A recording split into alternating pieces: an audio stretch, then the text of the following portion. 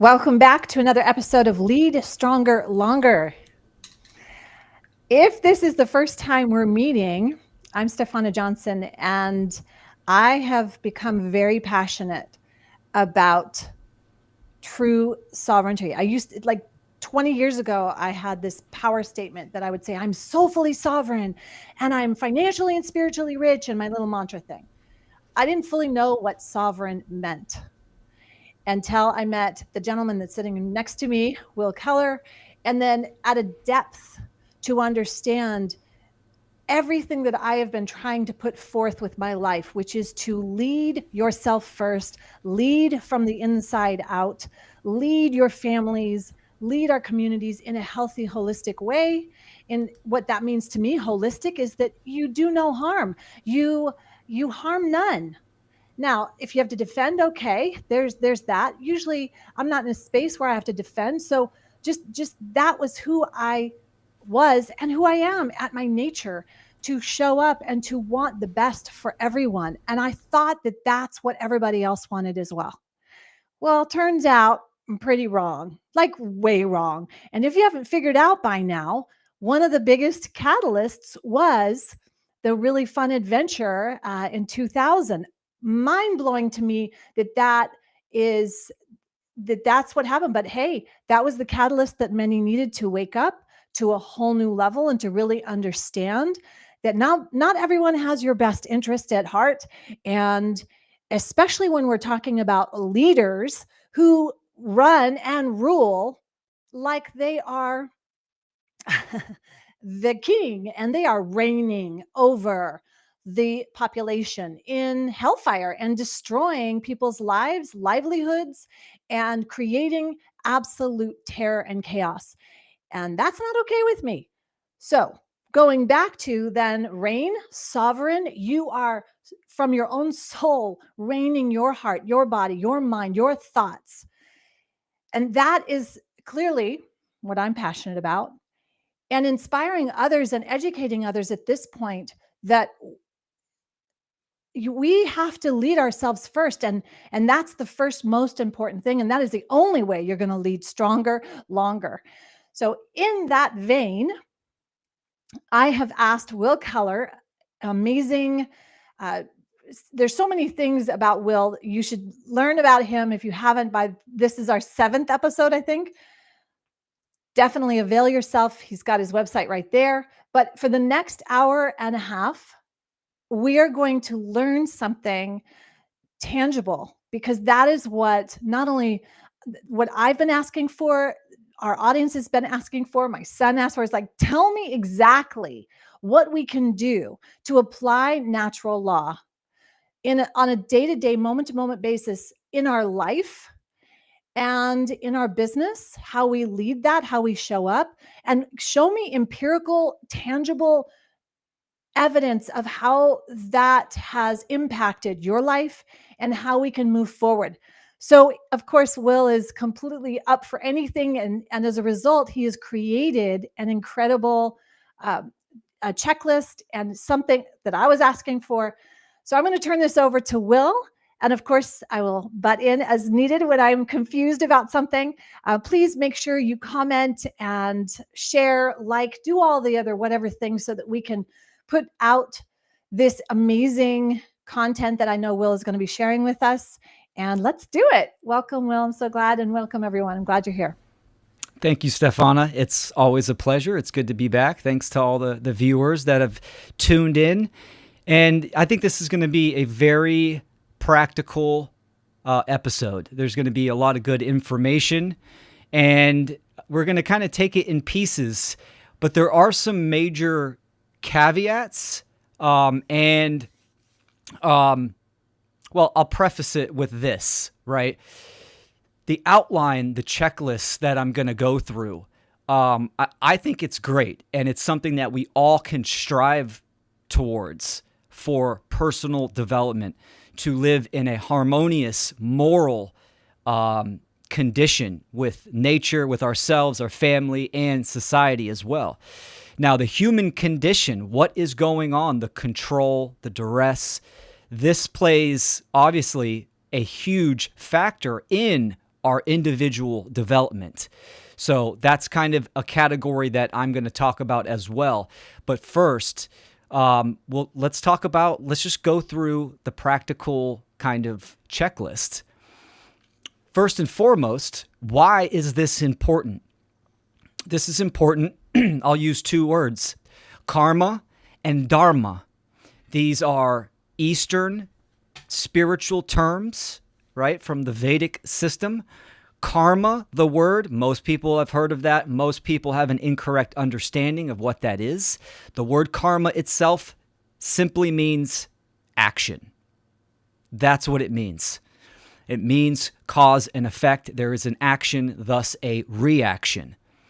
So karma obviously works in the aggregate in a whole collective, sense of the species, the planet itself, and also on the individual level. So in this checklist, we are going to be talking about generating a harmonious pathway of moral karma, moral action, right action. Now, dharma is, you can look at dharma, well, the word itself, it means natural law. It means purpose. So this is a more divine sense of your direction, right?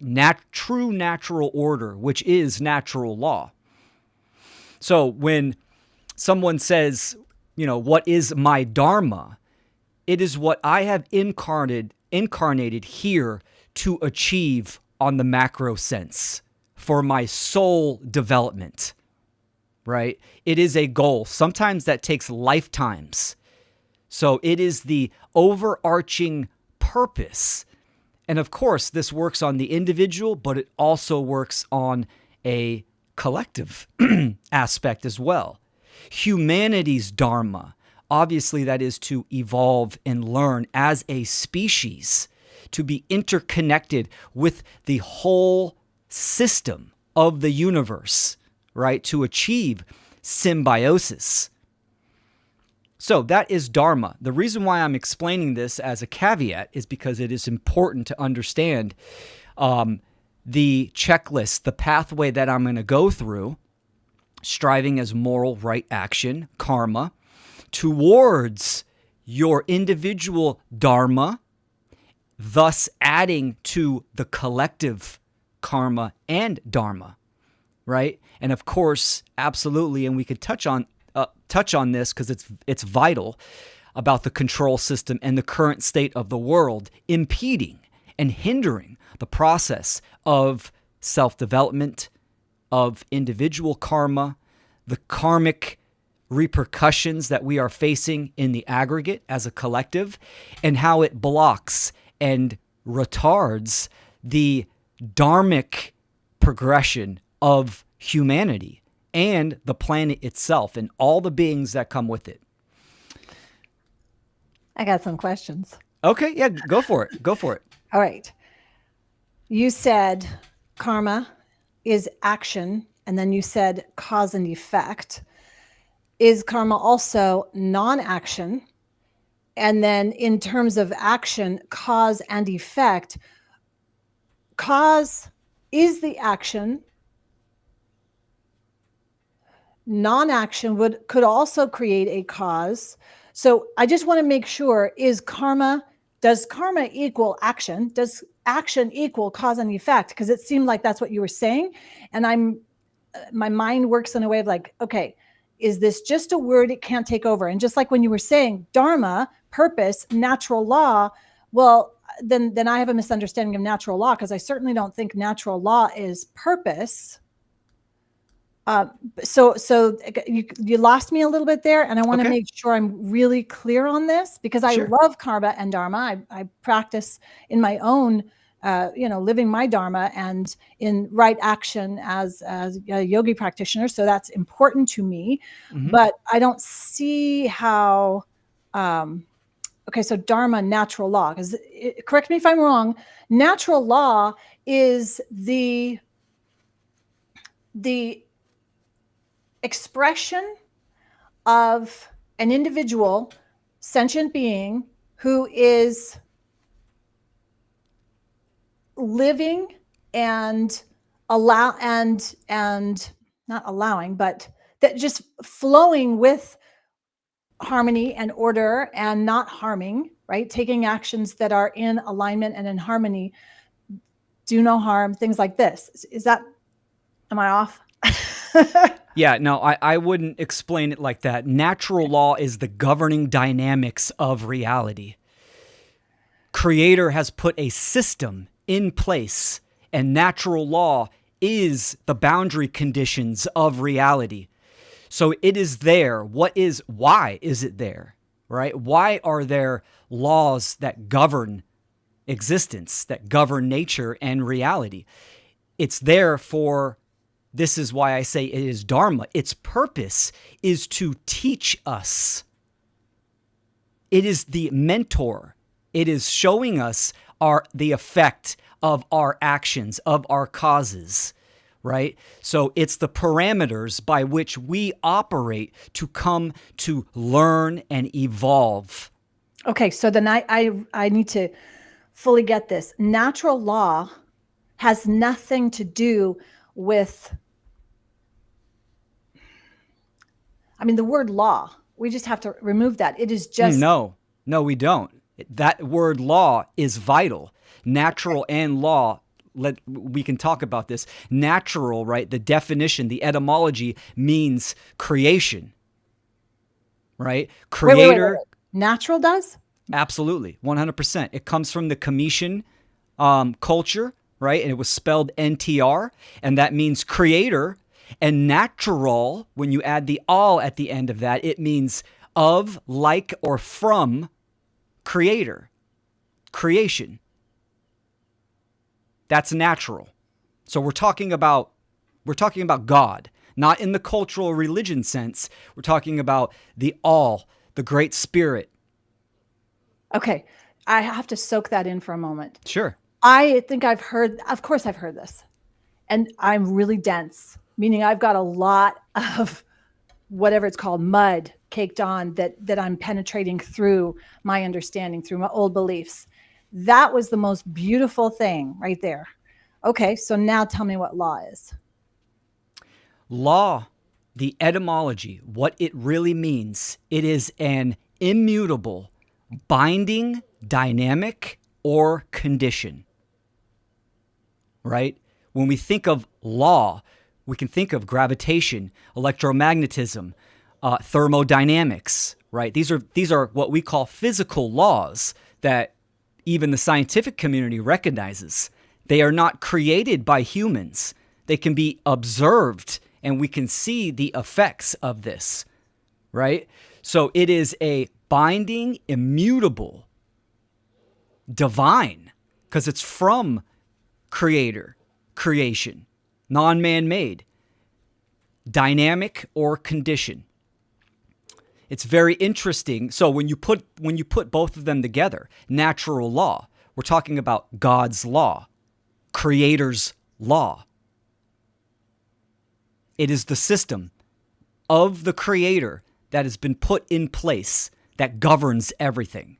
And you know my question that I want to ask. Who is this creator? I want to sit down and talk with them right now. Right? Of course, that's my childish. That's that whole thing that I'm processing through, because there you're saying that, and then take it down into the cause and the effect of right here where we are and this game, right? And I would say, okay, we're playing this game and whatever, but is that all? See, this is what's happening with my mind right now, folks. Enjoy the process of a brain that is trying to figure all this out, that is completely imbalanced, was imbalanced on the right side as solipsism, that kind of thing, for a couple decades, and really immersed in this. And now my brain is trying to switch, but I'm also very logical. And it's incredibly painful in my brain, folks. Just so you have some like understanding. Okay.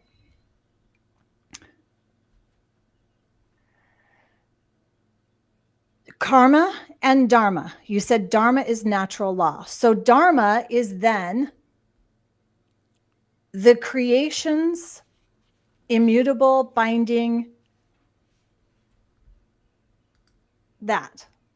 And then here we are trying to live our Dharma, which is our purpose, which is natural law. You see, it's like I'm really trying to understand this. Sure. Yeah, Dharma, the word Dharma, it means purpose. That's what it means.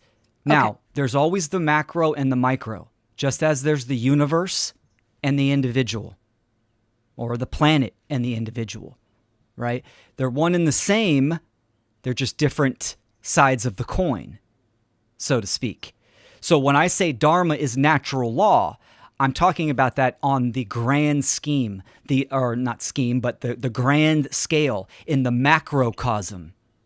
It is natural law. Natural law, why is it in place? Why do we have these boundary conditions, these governing dynamics?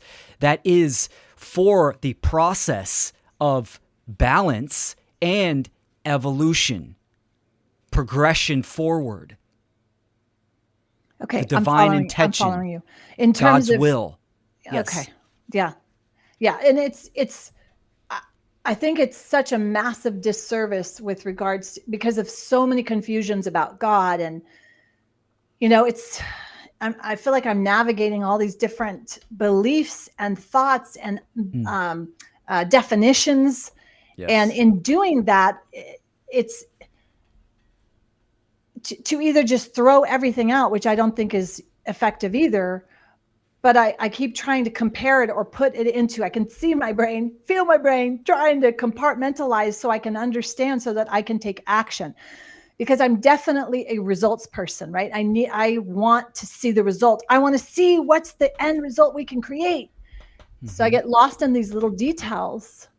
And well, this is why communication is so important. Yeah. Right? You could say a word, and yes, a word is just a word, but the power that word holds for one's own awareness and consciousness is where the magic is, right? Because you could say living in harmony with natural law, but what does it mean? You can say I'm sovereign, but what does that mean? That's and right. Again, like kind of the purpose of this episode, right, is it needs to be useful, that's right, moral and truthful, like we talked about last episode.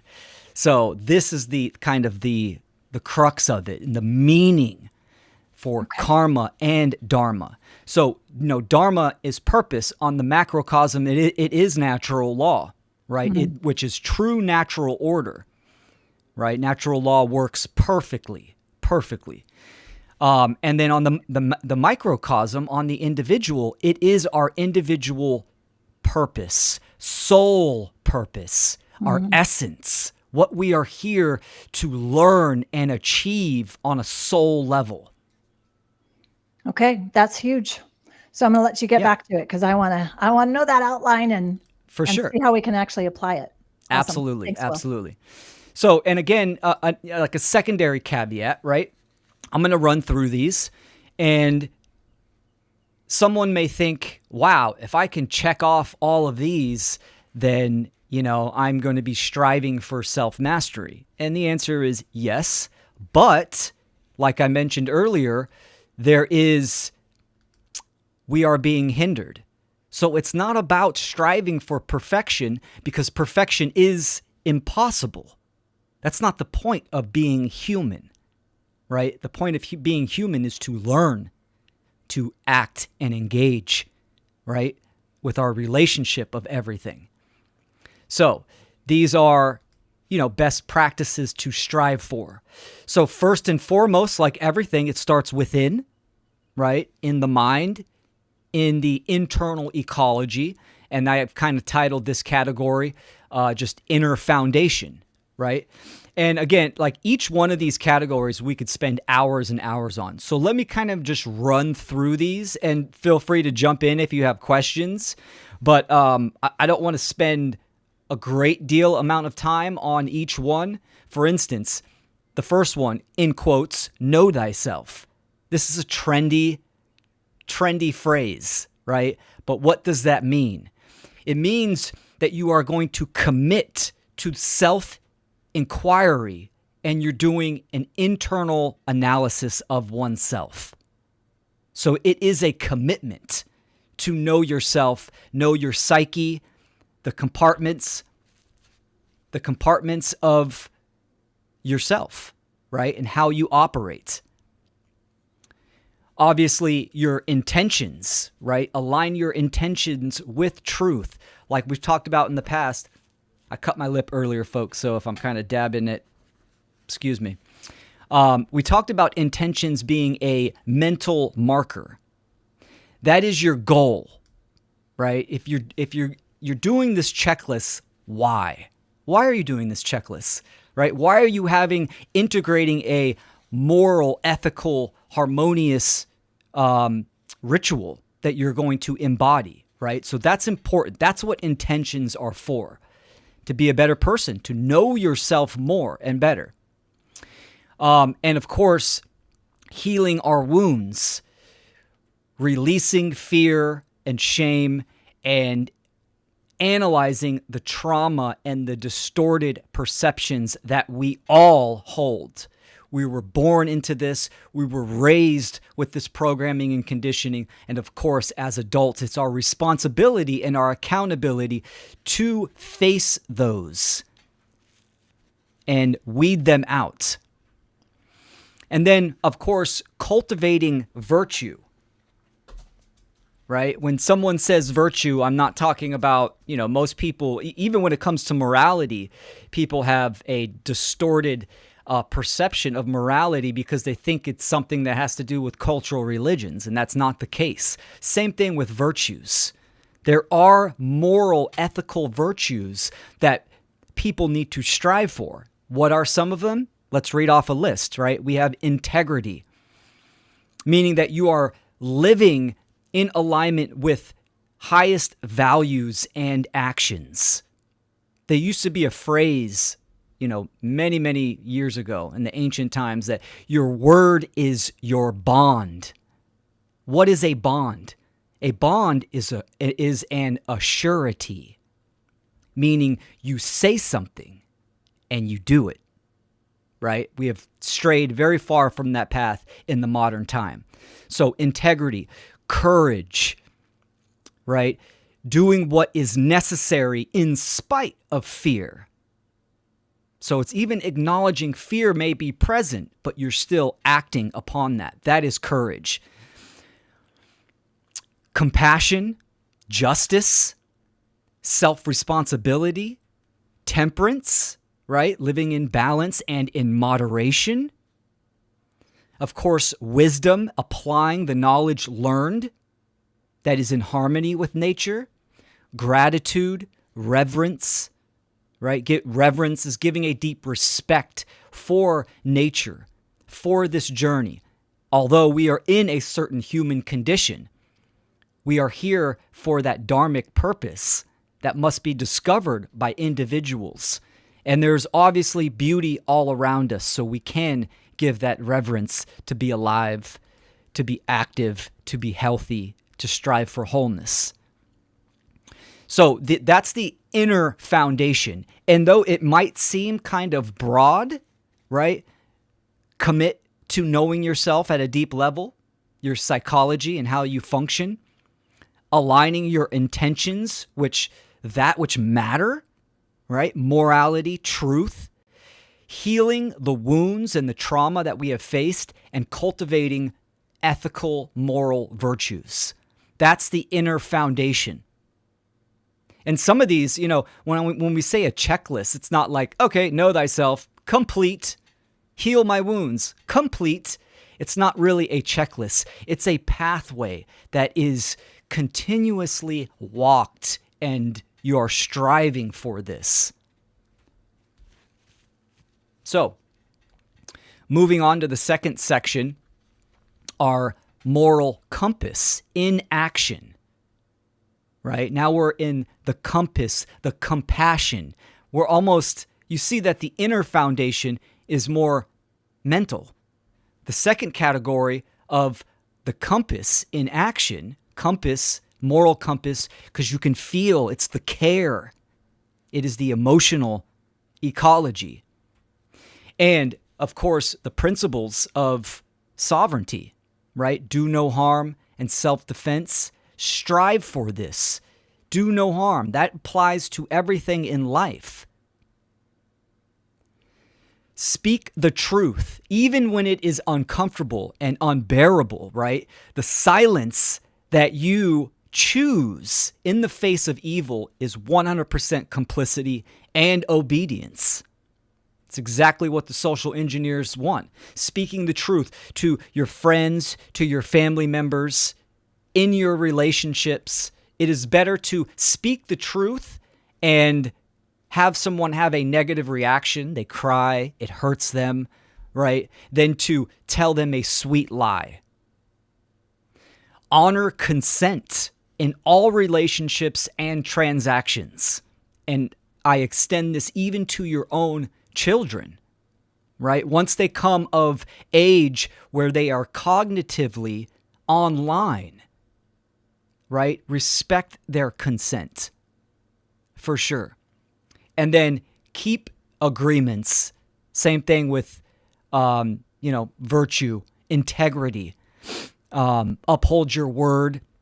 Your word is a reflection of your energetic integrity, right? So that is kind of a package to keep us on a moral compass, right? Because all of these you can feel as well. Sure, you can come to know, mentally, but you feel do no harm. You can feel that someone was violated or you were violating someone or someone has violated you. Speak the truth. You are speaking. It is the bridge between the mental and the emotional. And of course, speaking is also an action. There's energy there. Honoring consent, that is reverence and respect for others as well. And sure, that applies not only to humans, to animals, to the earth, the very dirt and soil you walk upon. Yeah. Right? So that's important. I have a couple questions, and Sure. there's a great question in the chat. Cool. So first, in terms of being a mom, and anyone who has children knows this stuck place. And it's hard to recognize. I definitely wanted to empower my boys to make their own choices.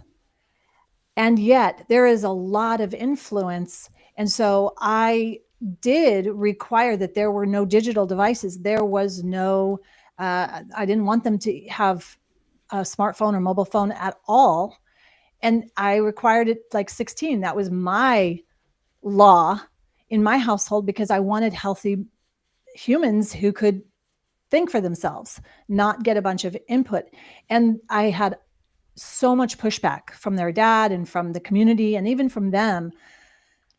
And this is, to me, goes into, okay, well, if we're going to do no harm and the self-defense, I look at that as self-defense because they are still an extension of me.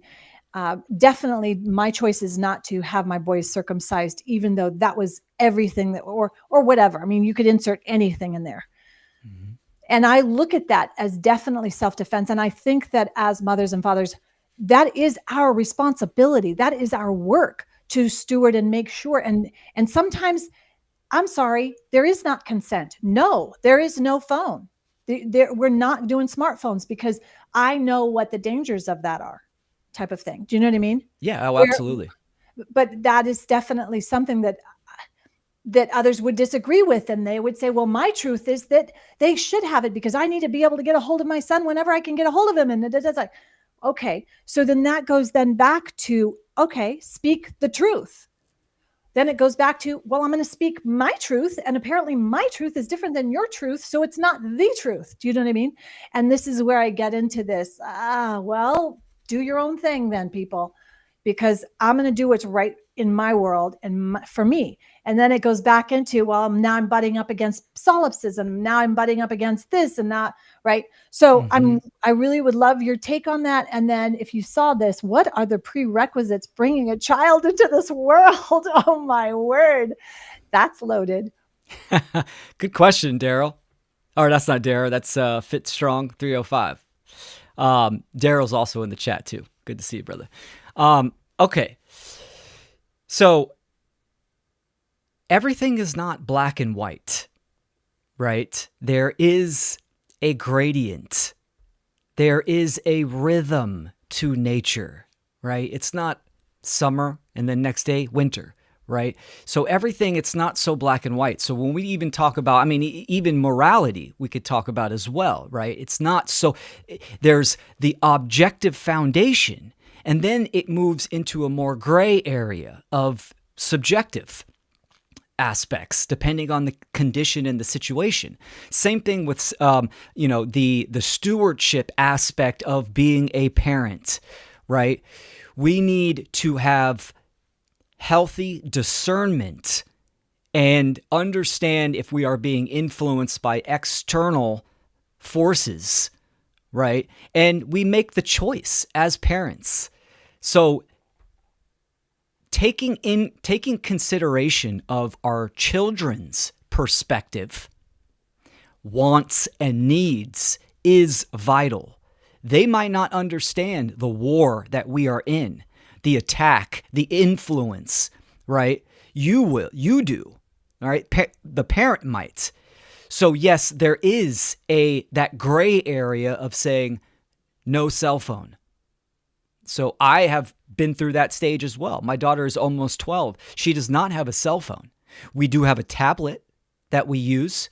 There is a balance. There is a median, right? I got her a walkie-talkie instead. Super fun. I can keep in contact with her if she's at her mom's or a friend's house, right? But knowing the dangers of a cell phone, there is that median that we have to make a choice to strive for. But understand this, as the age increases, so does their autonomy and their choice and their free will expression. That must be honored, right? So communication and education is always the pathway, always.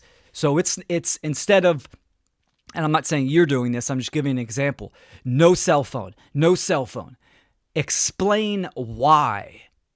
And that is an ongoing process of, trying to show your child, here are the dangers. Here's a correct way to use a cell phone. Here's right. An incorrect way to use a cell phone, right? So there is, in life itself, there is no handbook. This is what all the cultural religions want to do. They want to say, oh, my book is the handbook to how to be human. It's the only book to be human. Nature doesn't work like that.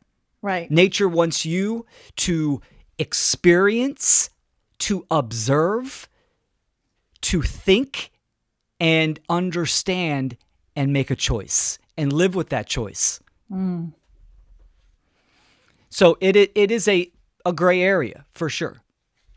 And I mean, that's kind of, that's the dance of being a steward of a child. Your child will grow, become autonomous, and their cognitive ability will come online, and you should absolutely respect that when that time starts to develop. Yeah, and it develops early on, but ultimately they learn what they live, right?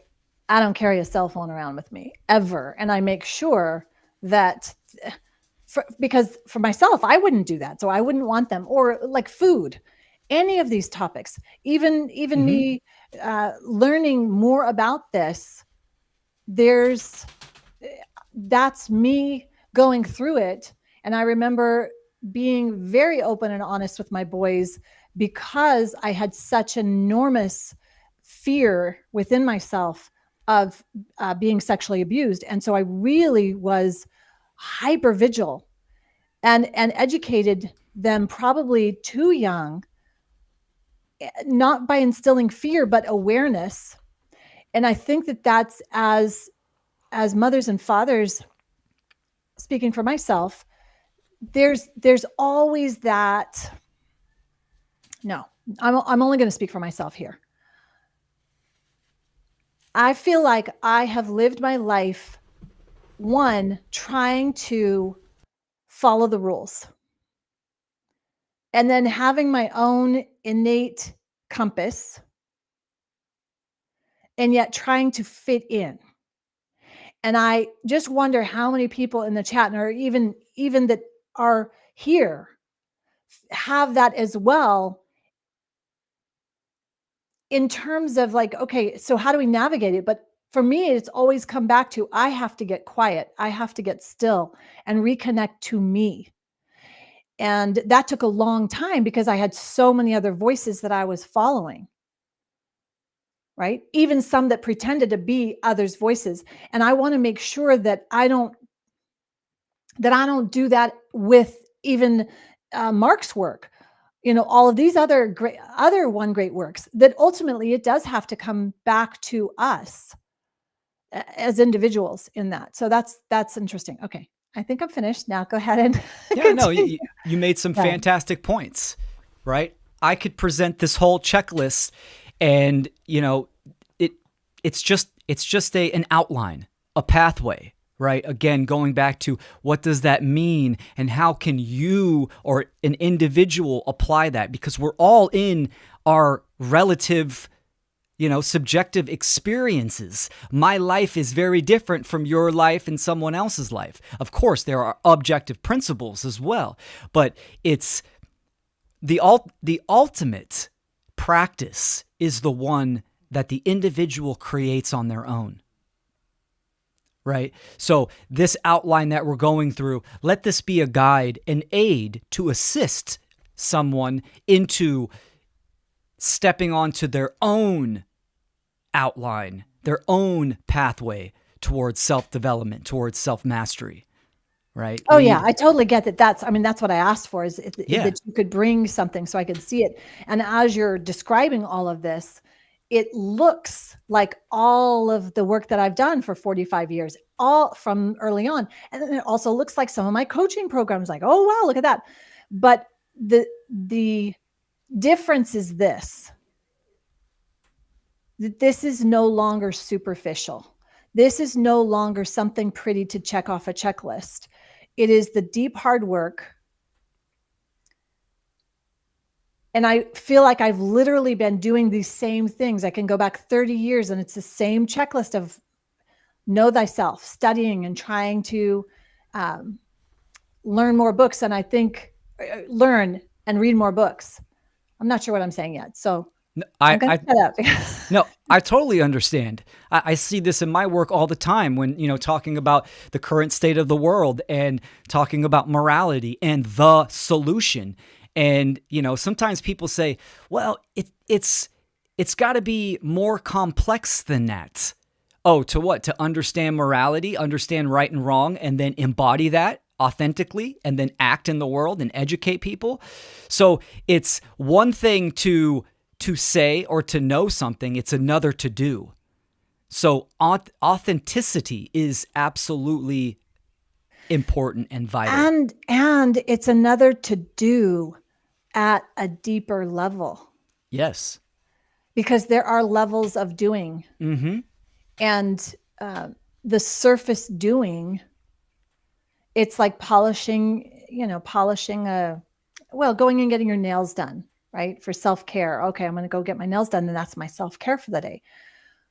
That's something you're doing, but there's no depth to it.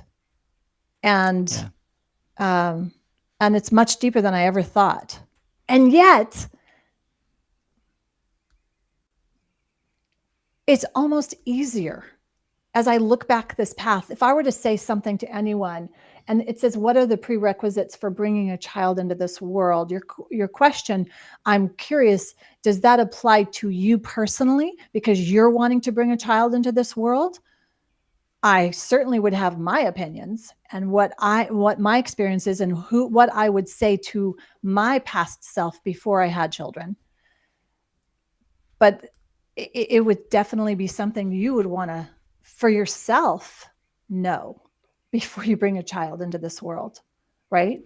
I would love to actually add on to that question. It's a great question, right? Yeah, it is. This is a perfect question where there is the exoteric, the surface level, and then there's the deeper meaning and answers, right? So what are the prerequisites for bringing a child into this world? Well, nature has two prerequisites, a man and a woman. That's it. That's it. That's the surface level. A man and a woman, you create a child right there. But going deeper into the esoteric, right? Then we get into, well, conscious conception would be ideal. Two people that understand the governing dynamics of reality and how they operate, to understand objective morality, that are on the pathway of knowing themselves and developing themselves, have resources, right? Being financially secure, and then making that choice for that union to create the vessel of the incoming soul, right? And spirit. So that's at the deeper level. That would be ideal, right? Conscious conception. But of course, in our human condition and in the world, it's not so black and white. It's not so black and white. Indeed. Okay. Well, that's for sure. So, as I'm making these notes, I noticed there was a couple things. So you keep coming back to this. There is not the black and white, right? So I am very black and white. What is that about? Just so I can get clarity. Sure. Because as I was studying Passio, he's like, this is it. This is black and white. This is crystal clear, folks. There is no gradient of this. This is the truth. This is not. This is what's going on. This is what you have to do. And I like that. I crave more of that, because there's so much BS, so much gaslighting. There's been all of that. I want the clear crystal. I don't, even. Yes. Okay. Yes. So what I was saying, it's not just black and white. Black and white exists, right? That is objectivity. But there's also subjectivity as well. Just like reality is objective, and then the individual having their experience and their journey is subjective, right? Subjective experience in an objective reality. So it's both black and white and gray and all the scales in between, the full spectrum. So I agree 100% with Mark. Morality. There is objective morality, 100%. That is the foundations. And then as you keep going up, you move into the ethical realm, which ethics, right, gets more subjective. So it's all of that. Understanding first principles and understanding objectivity is the foundation.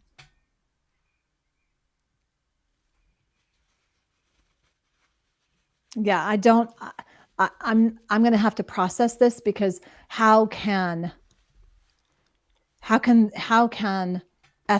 ethics be subjective?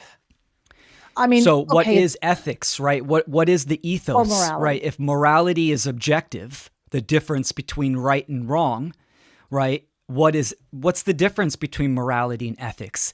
Ethics is the ethos, is those virtues, and that can, first and foremost, morality comes first, right? Then the ethics, how you function within a certain dynamic, can become more relative and more subjective, right? So if morality is what you cannot do, what you can and cannot do, ethics is what you should or shouldn't do. Right? And that can vary in culture, in a business, an organization, in a community, right? But ethics stands upon objective morality, always. Okay. I definitely could pull all this apart, because then it goes into, well, in that case, then if we have all these, if we have this culture that are cannibals, and no, but they've already violated first principles. Morality comes first. Objective morality always comes first. But if that's how they survive, they have to eat each other because they have no other food. They're still committing immorality, and it's a wrongdoing. Okay. So then let me do, I went way on the other end of the spectrum. Sure. That probably didn't work. So if ethics is the ethos of the culture of the should and shouldn'ts, right? And you're in a culture or a community that says you must put this diaper on your face. And if you don't, you are bad. And you should put that on because you are harming me and you are harming you see what I'm saying? Yeah, but you kind of conflated the two. You brought that example into the moral realm, right? The difference is this. This is a good way to explain morality and ethics. The shopping cart, and a lot of people, they equate the shopping cart theory with morality. So people say, if you don't put your shopping cart, at the grocery store back into the cart rack, that's an example of morality. No, that's an example of ethics. You have the right to leave your cart right there in the parking lot, right? On the side. You have that right. But yet the ethics would just walk a few more feet and put it back in the cart. It's a kind thing to do. That's it's a kind gesture. If you have integrity and you have virtues. Okay, so then this goes down to the gal speeding, my neighbor speeding down the street. Correct. She has the right to do that. She has the right to do it. I think it's unethical. I would say that would be unethical immoral as well. But so that's where the truth is. So then this is not solipsism. It's just what I believe is ethical. And she doesn't believe that because she doesn't feel like she's speeding. Right? So then we get to the police because the police are going to enforce certain things with the speed limit. But then the police are bad. Order followers are bad. Right? You see? So am Correct. I lumping everything all in again? Yeah. Yes, you kind of are. But see, this is what frustrates me because we can't say this is how it's going to be this way, but only this way, and then not this way when this happens. That's what it's like. Come on. Well, this is where it comes down to the ring of power, like the Lord of the Rings. Everyone wants that ring of power. They want to enforce their ethos onto other people. Well, you should wear a mask when you go into the store, right? Or you should do this, or don't walk on my lawn, or people have their own values that they try to enforce on other people. So although you don't like it when your neighbor drives fast down the street, she 100% has the right to do that. Sure, I agree with you. It's reckless, right? But to try to go get someone like an order follower to violate her, that would be the issue. You can confront her, communicate with her, try to put up a sign, you can do all that kind of stuff. But this is where, so now we are at the effect. Okay, so I'm seeing this and processing. Now here's the effect of all not laws or ordinances, codes, etc., that are in place. Yeah, we don't need any of that stuff. Because people want because this is what I value and I want to control, and then the ring of power. Really interesting. Okay, I want you to get back to your outline. Thank you. Yeah, well, it's a great topic to distinguish the difference, right? Ethics and morality. So, yeah, that's important. Thank you for doing that. Yeah, for sure.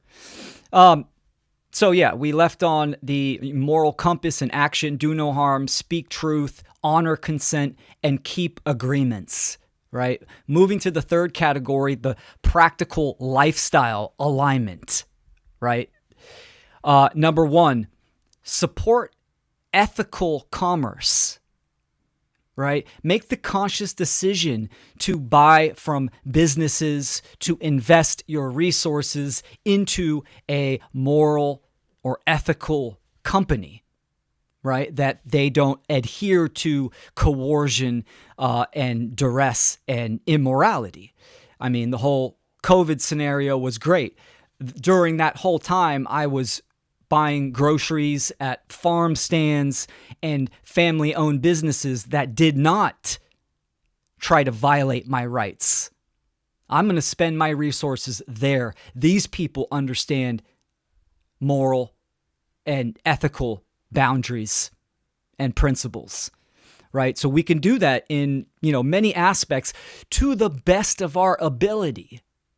To the best of our ability. Now, people have a lot of people have a purist mindset where, oh, you don't, you shouldn't have a mortgage, you shouldn't have a credit card, you shouldn't have this, you shouldn't have that. You need to do what you can to support integrity and ethical systems, right? But would it be wise to not adhere to something like a driver's license? And people might get up in arms. I did that for 7 years, right? Unscathed, exactly. But would it be wise to do that in the condition of slavery and control and duress? So again, it's do what we can, but you're striving for best practices. And I think that this is what I have now seen from coming full circle on this, is that each individual will have to make those decisions, whether or not you do what it's the American Assembly and going that direction and no license or whatever. But we have to know the game we're playing. So we can know ourselves. We also have to know the game we're playing. Exactly. And that is so crucial, because I know as a single mom, I had to really navigate very carefully the game I was playing, because most important in my life were my 2 boys. Mm-hmm. So that's what we all have to ultimately come down to. And I'm curious, because you are a business owner, if you're going to get to it, then I'll let you get to it. But if you're a business owner yourself, I believe you are. Yes. Then how do you, so even supporting ethical commerce in terms of that and doing what you can to support, what does that look like for you in like day-to-day life? I'm really curious if you're willing to share that. Oh yeah, absolutely. So I'm a contractor. I came from a family business. I did not take over the family accounts because they wanted contractor license. They wanted tax information. They wanted to limit the type of jobs that I can do. And I said, later, I'm not going to do that. Right? I'm not going to get a contractor's license that is permission for me to work. So what I did instead was I created a website. I got myself on certain platforms. I put my name and my company out there and the services that I provide, and those customers reach out to me directly. So it's person to person interaction. And I do a service, they pay me the transaction, and I don't pay any taxes or anything like that because there's no information on the books, so to say. Well, right. And okay, so we won't go there at this point in terms of tax and what we know. It's a criminal organization. It is not. Yes. The government is a criminal organization. We know that 1 billion%. We know that. So certainly any penny I would not, it would be unacceptable and totally immoral from my viewpoint to contribute to that criminal organization. That's that. But some people may not be in that situation, right? Some people might be working for another company that, gives them a W-2 or 1099s them, right? So there are things that you can do. There are absolutely things you can do for sure to perform that, because yes. So that's a great point. And on this thread that we're talking about, the point is right livelihood, meaning the actions, the work that you are doing, does it adhere to objective morality, right? Versus you're a garbage employee, or you're a garbage person, right? You take garbage, or you do sanitary, versus being an order follower, which is wrong livelihood.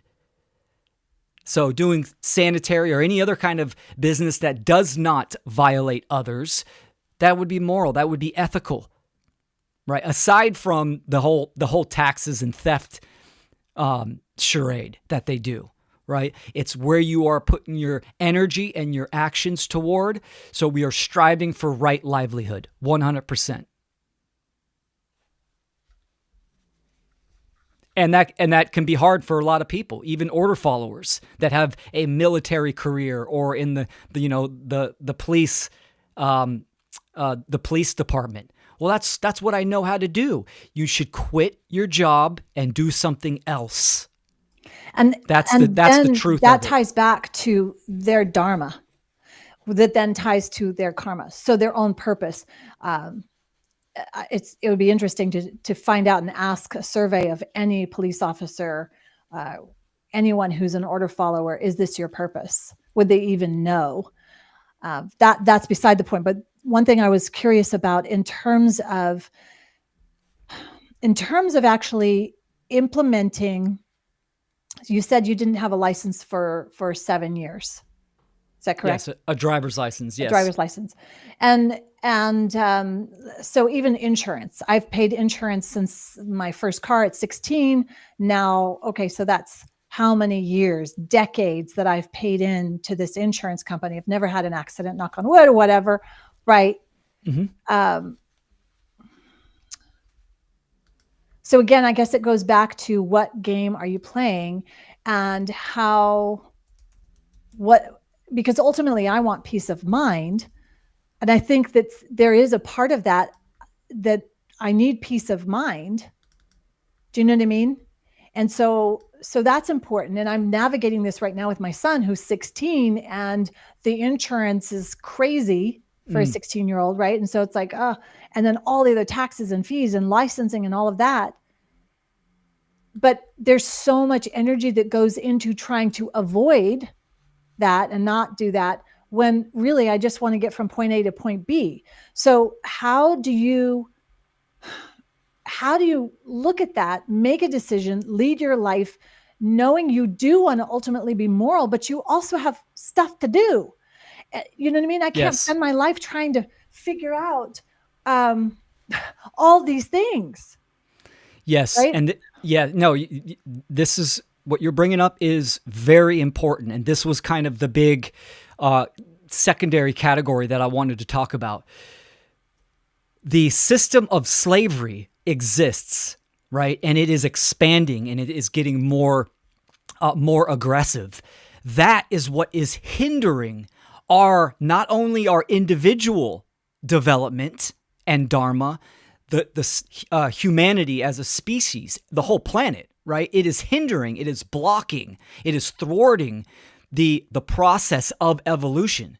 If we don't take care of that first, then we are going to constantly be in the pathway of involution and breaking down. So it's the catch-22, right? So if the control system is the parasite, you just don't ignore it and just keep, sure, you might be eating better or exercising more, but if that parasite is still breeding inside of you and reproducing, you need to get that parasite out. It needs to be cleansed, right? So this is where the one great work comes in. So we are all being hindered on our dharmic path, what our sole purpose is, because of the condition of slavery, this mind virus. And this is why it is so important to activate and do the one great work. So at least the next go round for ourselves, maybe in the next life or lives, but for our children and the next souls coming in and reincarnating into this existence, we can try to defeat that beast, to clear the dharmic path and the karmic path. So that's the elephant in the room, right? The mind virus, the control system that is hindering evolutionary progress. Yeah. And I have so much I want to say and ask, but I'm still processing, because it's going to the cause and the effect. Ultimately, we are part of that original cause. Let's say reincarnated, or, you talk about reincarnation, you talk about souls coming in and souls dharma. There's so much work that has to be done within that to unravel it, because it's almost like this massive web of insanity. What do you mean by original cause? I mean the original start of slavery, the original moment where we went off, where we went wrong. that's to me like what we have to clean up. And yet, no, No, you I know you we talked you about you this last can't. Yeah, you can't go back to the past and try to correct that for thousands of human I will beings. tell you something. Well, Sure. The I the cause is always now. okay. Then help me with this. Hmm. Because I have a personal practice and have taught many clients because of having significant trauma in my life. Okay. And wired brain from pre-7, we know what happens as a child. That's your formatting, right? Formative years. Correct. So I had significant trauma in those formative years that I functioned and operated from. Much of it was, of course, subconscious. I still have to take a pause and Hmm. shift between that stimulus and response, right? So I have gone back to my past. I have gone back to that little girl 50 years ago and have been with her and sat with her and sat with that energy and done all of that work every single moment. Hmm. And I do that as a ritual every single morning, cleaning up my past. And I do Fantastic. believe that there is ancestral connection with regards to that there is generational things. And I have definitely made an impact for today, for myself, this woman I am now, by going back and changing my past energetically. So, Yeah. that's where there's a bit of a I don't know, Well, no, confusion. no, It's I work totally inherently for me, understand. I you know. understand what you're talking about, right? You're going in the past in the mental realm and the emotional realm, right? Manifestation happens in the now. And what creates, what manifests is the actions that we take. How do you heal that ancestral trauma? Sure, you can do regression mentally and emotionally, but you sever that trauma by becoming and freeing yourself in the now through your actions. So if we want to end the human condition of slavery, sure, we can learn mentally from the traumas that, other people's, even thousands of years ago, the reasoning, how we got here, the stepwise progression. But we actually create change in the now through our actions.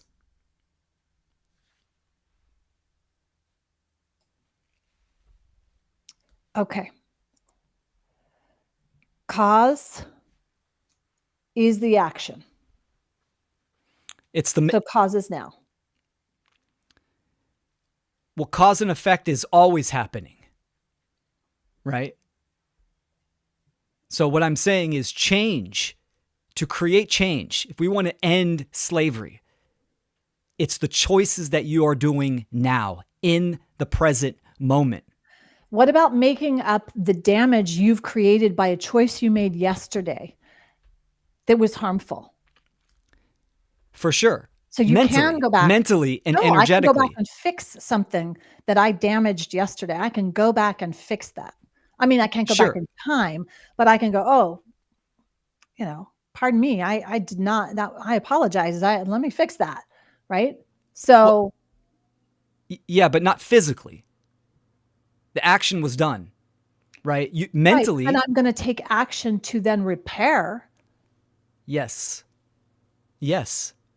But the action of breaking, right? The cause of it being broke happened. It is. This is why acceptance is very important.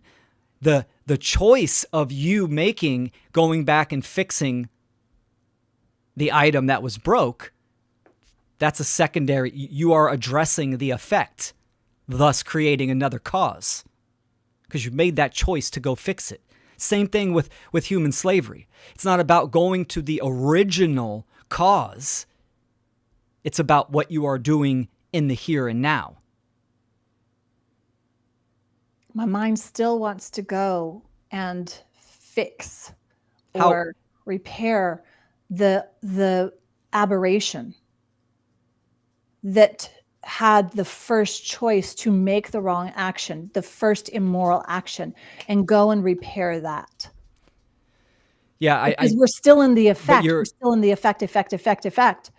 Well, no, it's cause and effect, cause and effect, cause and effect, right? Because even at the effect, you make a choice, which creates another cause.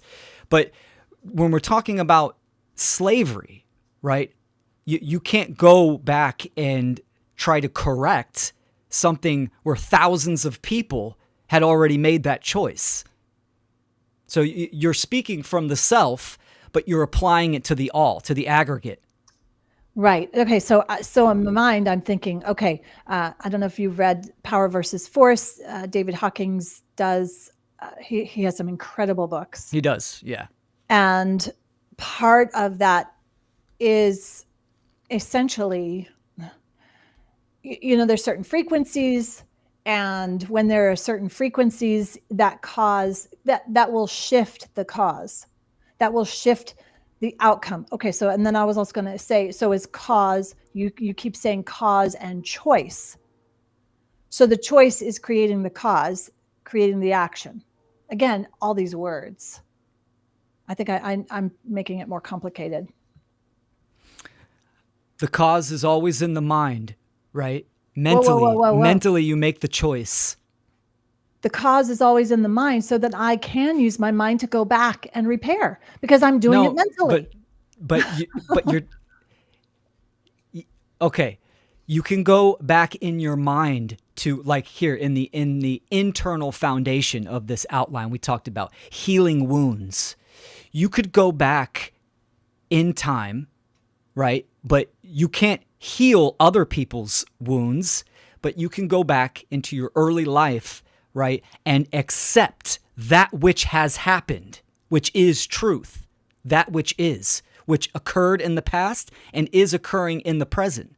You can accept that it happened. And what if, right? And learn from it. Refuses to accept that happened and wants to repair that and make it and shift that, and it's like, no, that was a mistake. I am going to redo that. I'm going to revise that. When you redo that, you're talking about the now, that you're not going to make the choices that you made in the past in the present. Yes, and. Okay. So what is that? What because I'm newer with Mark's work, is that solipsism? Is that my brain wanting wishful thinking and wanting to shift? Because I've practiced. Yes. I mean, this is literally what I practiced, being able to change energy, bend spoons. I mean, come on, can you bend spoons? I bend spoons. I don't know exactly how, because I can't teach someone else to do it, but I get into this space where I am freaking bending a spoon. And so I know that there is something more. I just don't know how to make. I just know there's something more, and I know there absolutely is something more, for sure. But there's also the metaphysical and the physical, right? So the past has manifested. It has became, right? The now is the process of becoming. So when you asked if that is solipsism, yes, it is. And when we talked about the process of initiation, right? Stop lying, stop, I said dreaming, which it is really cognitive dissonance, right? That's where that is. It's magical thinking. It's wishful thinking. That does not mean that you can't learn and heal those energetic and psychological wounds, so you make a different choice in the now for the future. But physically fixing something that has already manifested and already happened is not possible. Are you familiar with the Mandela effect? Yes.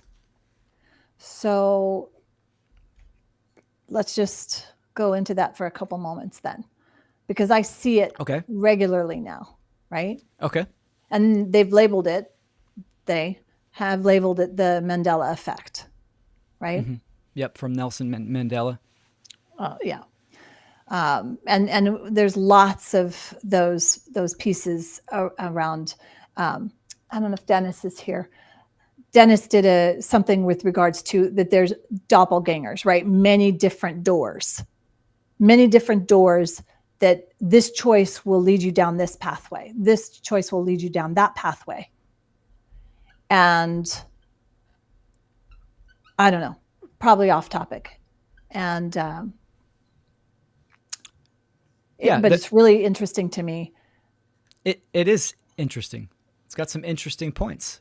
So let's go back to the practical, because ultimately that's what I really want to have from this episode. And then if we want to go into the esoteric, that stuff another time we can.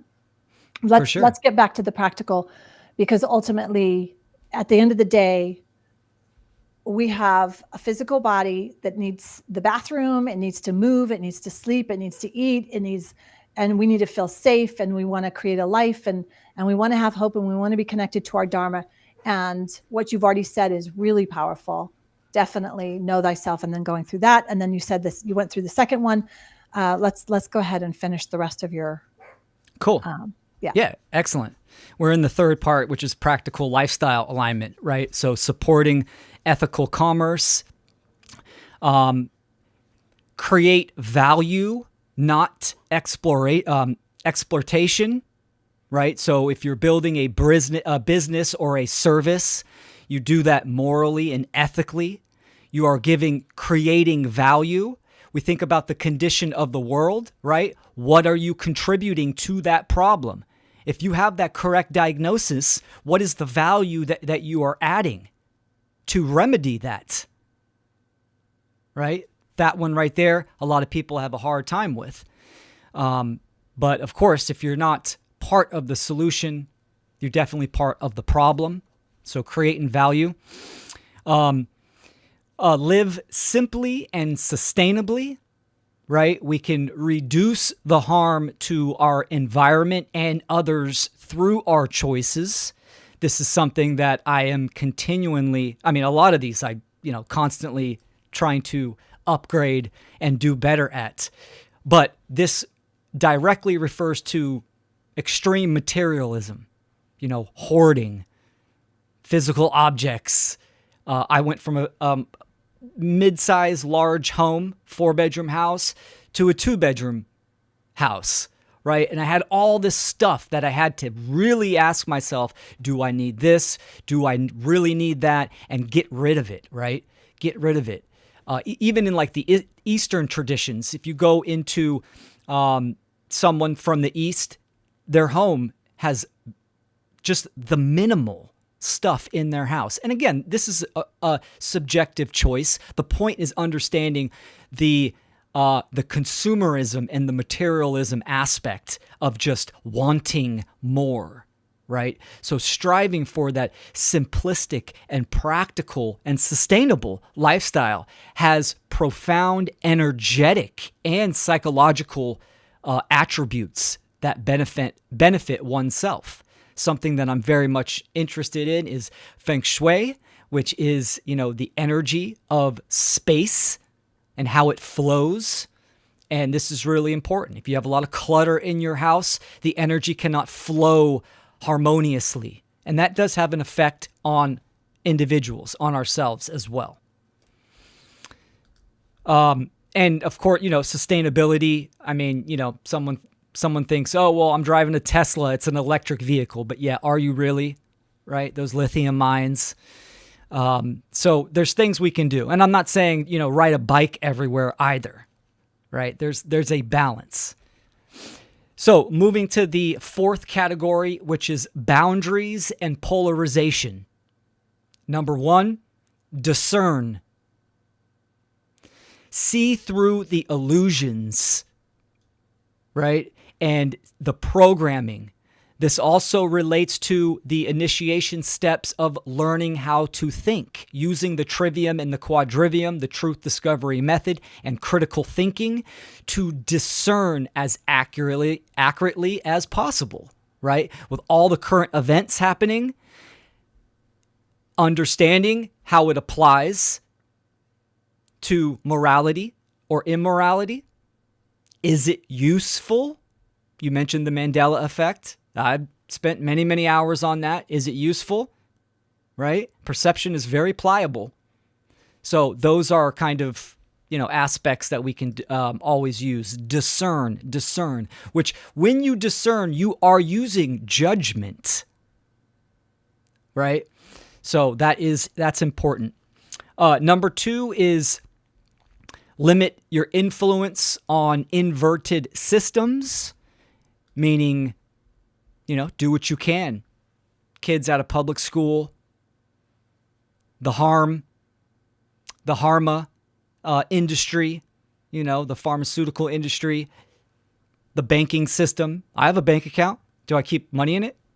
Only when I need to pay something online. But that's me, and I just don't want to put my energetic resources in there, right? So it's supporting these inverted or not supporting these inverted systems to the best of your ability. And the last one, in boundaries and polarization, lead by example, meaning authenticity, right? You are embodying what you say. Do what you say, practice what you preach. The next category, this is reverence or sacred reciprocation. That's what I'm calling it, right? So giving back to nature, understanding that human beings, we are the stewards of this planet. So performing energetic rituals and giving back to the planet, to the earth, giving gratitude for the land that, my dwelling is on. I pick up garbage on my street. Those kind of things have profound effects, right? You are giving a reverence to nature as well as your local environment as well.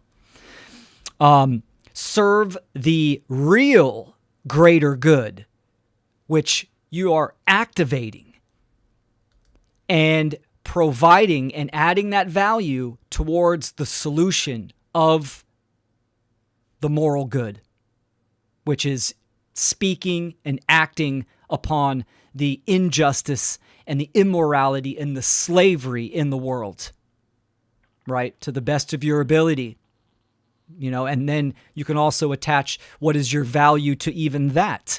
We all have different characteristics and attributes that we can contribute. And that's what the one great work is. It's contribution to the real greater good, to truth and objective morality.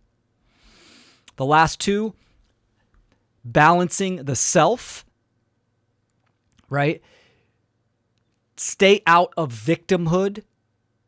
Don't play the martyr. And own your accountability and your responsibility.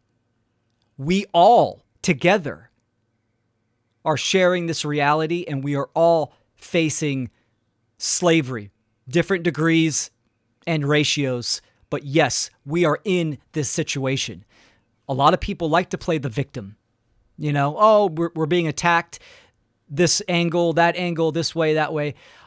Yes, sure, that is happening. But what are you going to do about it? Right? So staying out of victimhood and martyrdom. And then staying in right relationship with self, others, nature, and great spirit. So that's kind of the all-encompassing one. Everything's based upon relationships. It just depends on the condition of that relationship. So applying the ethical virtues and understanding objective morality and embodying that would absolutely, for sure, staying in right livelihood or right relationship. So those are my 4 categories right there. Thank you for putting that together.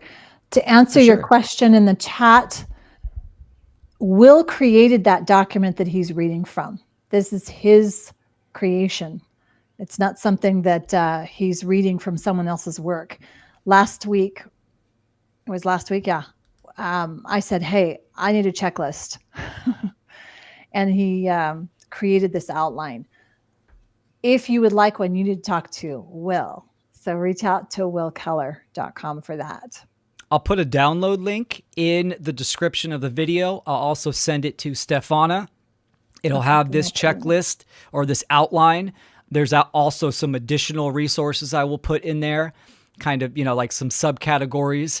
And the other thing that I wanted to mention is last episode, we talked about the steps of initiation, right?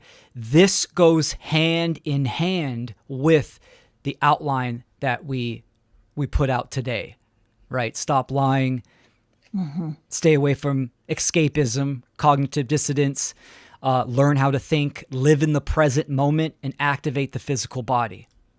Yeah. So we almost ended with the lemniscape. I was talking about that infinity symbol, right? Yes. And I think that that's similar to this, except it's more of if you're either going to spiral downward or you're going to spiral upward. What I'm seeing now, because I'm in my past very much a heavy checklist girl, right? That makes me worthy if I've checked 25 things off of my checklist. Yay, I got these things done. So that's an old programming, right? That's an old format that wants to check things off the checklist, because if I did a lot of good things, then I'm worthy, right? Then I'm deserving, or I created a better impact. But ultimately, life is a process. Life is the process of becoming aware. Maybe it's not very comfortable, so then you have to process that, digest it. Kind of trivium, but then decide whether or not you're going to let go of it, what you're going to take action on, and then moving forward in this constant dance, while also building in the time for the reflection. And that, I think, is the foundation for all of us, each individual. Things are going so fast at hyperspeed that we're not allowing ourselves to have the moment to even decide in this moment, is this a right relationship I'm in? Even with myself, even with this, even with my book, is this right? And so I know for myself, since I started this journey a few months ago, is it a few months? Well, August 2024, specifically the Passio's work, that I have shifted to spending more time processing, whereas before I would have run as fast as I could to the end. I just want the end result.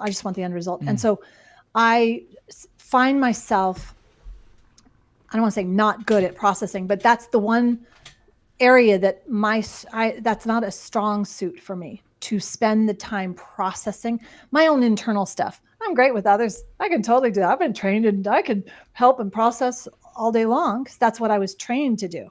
Look at outside of myself, and I can tell anybody what to do and what, right? That's kind of the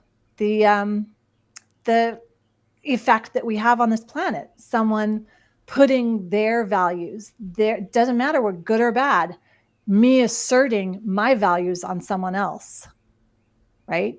Yeah. And yet, as I say that, I think, okay, that's me walking through the grocery store and I see someone do harm to their child. It's very challenging for me not to do something. And then that takes me time to process and like, okay, I just have to let it go. I just have to let it go. I just have to let it go. Right. And so these are all the things that are happening within me to process. And I am committed to doing this in a public way for 3 more times. 8, 9, 10. Yeah, 3 more with Will. And I might just go hide back in my cocoon for a little bit to do my processing. But I committed to allow myself to just be in the public eye to go through this, because I think there's so much carefully curated content out there that we forget that there is incredible processing, understanding, learning, connection that has to happen. And I think Will is modeling for us such an example of what mentorship is about.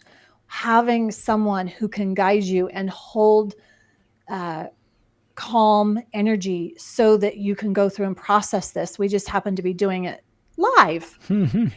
And so this is where I think, I didn't hear you specifically say about a mentorship in the outline, but that would probably be where right relationships would be, because I think Yes. a mentorship and a community and a connection is so vital as we're navigating. And that's where the whole theme of tribal, but a healthy way, right? Because I know we've gotten into this tribal that's unhealthy, and then we don't want to get stuck in our tribal think. I definitely don't want that. I definitely want an expansive energy where we are following natural law. We're moving in that flow, and there's that natural rhythm that's sane. Because as I was studying about the Kabbalion, no, the Hermetics, the laws of Hermetics. Mm-hmm. Remind me, is it Kybalion? No, not Oh, Kabbalah, Kybalion. the Kybalion. The Yes, Kybalion. it is a book. Yeah. And so a second time through reading that those laws at a higher level, when you practice at a higher level, you can actually exteriorize from that and not be caught up in the pendulum swing of cause. Not, it's like, what was it? It was the rhythm where there's this back and forth pendulum swing. And so I'm starting to dive a little deeper in that, because I really want to understand that piece of it. But at the same time, I don't want to go to the other end of it and become solipsism, where I just go and sit on my mountaintop and meditate and all is well, Om, for the rest of my life, right? So This is what I'm navigating and trying to, within my own ethos, and then also, so as a woman, as a single woman, especially because I don't have a partner to have discussions, and I don't want one, okay, so the right relationships, right? That's that. But I am a mom first and foremost, and that's so important to me. And I want to model for them this healthy thing, although they see me and they see a little bit of a victimy. And I think I do portray a little bit of a victimy thing, which really pisses me off, because I don't want that, but I think that's in there. So I want to work on that, the victim part. I wonder if that's a pendulum swing thing. Mm-hmm. And then just because you said victim and martyr. And so that's the two ends of it. Yep. Yeah. So interesting. I mean, life is freaking interesting. And if I can just, I want to say because I don't want to put this on anybody. If we can all just allow for ourselves to have the time to learn and process, digest, eliminate, and then act. I think, I'm starting to get this. I'm starting to get that movement of, okay, I'm not running yet. I'm literally crawling still. Like, okay, this is what this is. Okay, that's what that feels like. And that you're so patient like this, well, it's incredible. Because I think I've asked the same questions and I'm still struggling up against those beliefs. Right? I've practiced most of my life to change the past. I refuse to accept it. I refuse. And that's not useful. It's just not useful. Yeah, learning from the past, accepting it and learning from it to apply what you have learned in the now for the future. That word accepting. I refuse. I don't want to accept. I think anyone who has had sexual abuse and trauma, if you don't want to just accept that, because it feels like there's a rejection. There is a rejection of it. And if you don't reject it externally, it tends to internalize, and then you internally reject yourself or some part of yourself. And that is a dangerous place to be. So I have to really navigate this carefully. One, because I am a trauma informed therapist, and I understand the depths of pain. And so I know I can shift certain things using tools that I've been trained in and using this understanding. But now with this whole other body of knowledge with regards to life in the macrocosm, trying to balance this is really incredibly, well, it's challenging for sure. And I'm just looking forward to seeing how things unfold, because that's all I can do, right? Well, I admire your courage, and there's so much value in these episodes. Even that word acceptance, right? It's not accepting the immorality. It's accepting that it did happen. That's where the acceptance is. It's a part of the past, as in a past event that actually happened. That's the acceptance part. Yeah, and I refuse. I utterly refuse. And I've spent For sure. a lot of time repaving pathways in my brain of something that I wanted instead. And that was a significant healing time for me. I mean, it's what I think allowed for me to just be a better person, because I repaved those brain neural functions that was so deeply embedded in that trauma. And then my self-worth as a result of that trauma, right? And so I just, nope, I still reject it. But I'm gonna listen to this episode again, and I'm gonna really take it to heart and like, okay, see what this means, and just understand it, because I do want to understand it, but I don't want to understand it just because you said, and rhetorically speaking, you or Mark or anybody said it. I want to understand it because it's useful, because it's true in the whole, and that as that understanding takes place within me, that as a result, that impacts and has a ripple effect in the ether, in the energy field, in the quantum, blah, blah, blah, whatever. Because I do know that is also something that's impactful. Like when we raise our energy frequency, we know, that I go back to David's book on power versus force. Okay, a lot, Will. So good. Very well said right there. I totally agree. That's fantastic, what you just said. Awesome. Don't know what I just said because I just said it. But I'll go back and process it. And then I'm just going to check in the chat because I want to make sure we didn't miss any questions. Cool.